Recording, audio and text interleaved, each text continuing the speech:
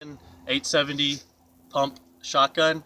Uh, we're out back here in the woods, and I got 4 shells loaded in here. And we got some targets downrange. There's a cinder block, some small bricks, and then the last thing I'm going to shoot is a paint can.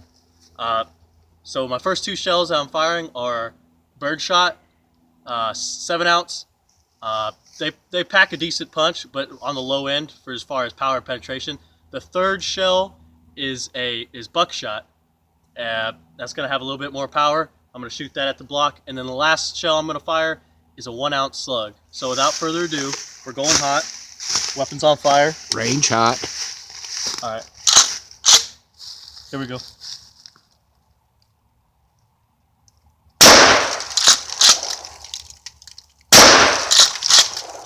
Those are the 2 birdshot. Here we go to buckshot. Blew a hole right in that cinder block.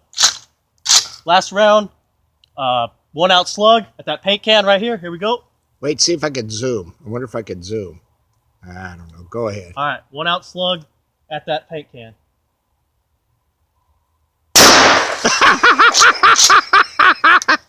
That was cool.